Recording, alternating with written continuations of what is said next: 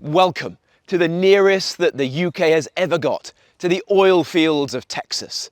Few today will remember that in our darkest hour, Winston Churchill turned to this quiet corner of Nottinghamshire to open an oil field, to drill for the high octane fuel that was needed to power our Spitfires, to win the Battle of Britain, to defeat Hitler and to secure the freedoms that we all enjoy today. Whilst Hitler's Luftwaffe was powered by inferior fuel, our Spitfires were powered on the fuel that was drilled beneath my feet here, in this little corner of England. Churchill kept the wells secret during the war, but they supplied over 2 million barrels of oil for the Royal Air Force, as well as to Normandy through the daring Pluto programme. One of the greatest battles of the European war has been the battle for oil, that lifeblood of an army without which the invasion of Europe would never have been possible.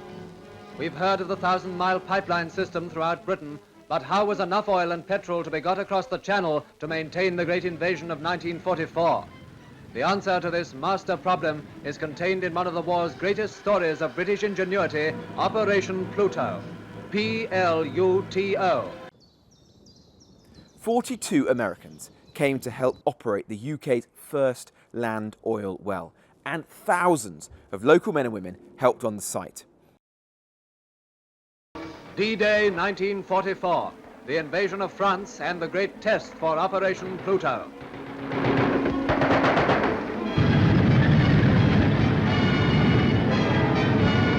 The responsibility for laying the great lengths of pipe was borne by the Royal Navy, whose pipe-laying drums, known as HMS Conundrums, were soon engaged in laying the first petroleum supply line across the English Channel.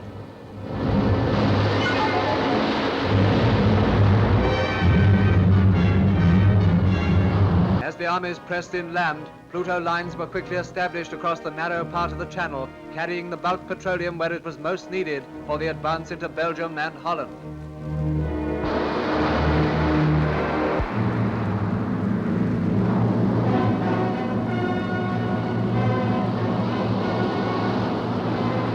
Helped by the flamethrowers of the Petroleum Warfare Department, Boulogne Harbour was captured and still more pipelines brought across the vital supplies of oil, which was soon flowing at the rate of 1 million gallons a day from the Mersey to the Rhine.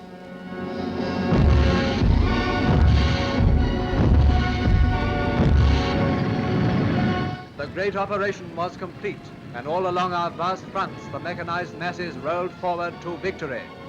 By the achievement of Operation Pluto, British brains and drive had carried out a most brilliant and daring feat, without which war might still be raging over the continent of Europe.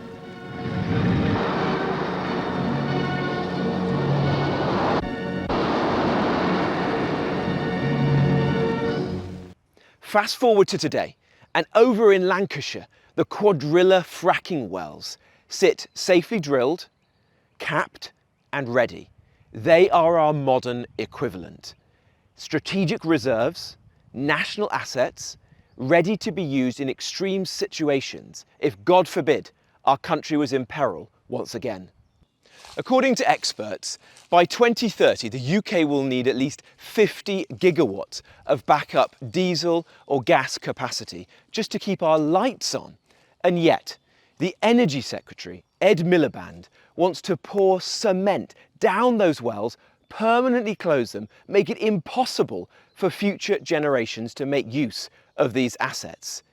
That is the definition of madness and irresponsibility. You don't burn the lifeboats just because you've got calm waters.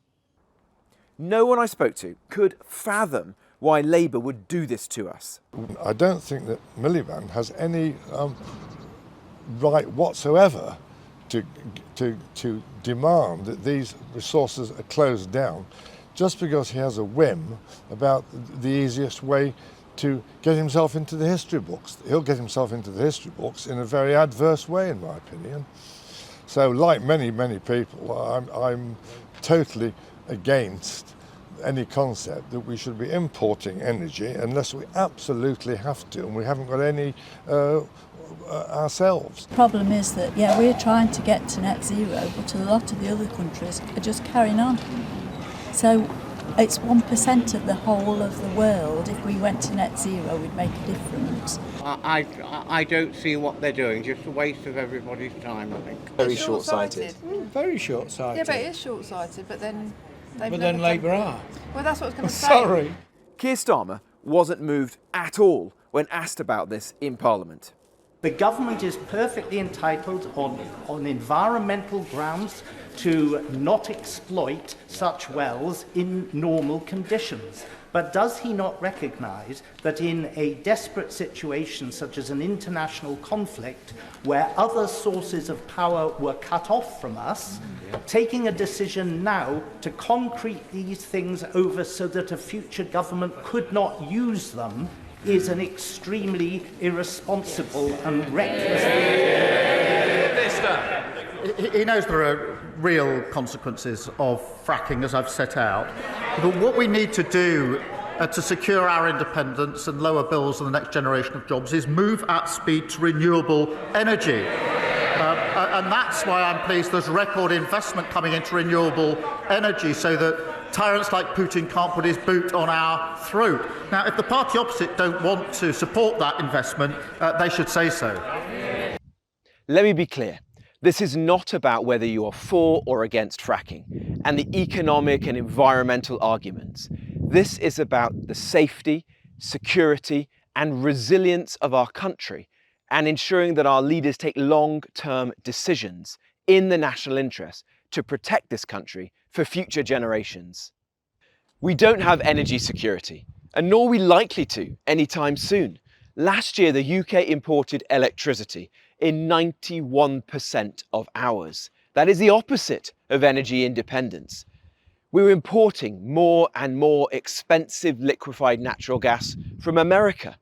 And Ed Miliband is taxing and regulating away our entire North Sea oil and gas sector, leaving us dangerously exposed at the best of times, let alone in national emergencies. Ed Miliband and Keir Starmer are letting their net zero zealotry, their ideology, get in the way of our national security. We need to stop this. We need to ensure that common sense prevails. And we need to treat our energy reserves, as Winston Churchill did, as a matter of national survival.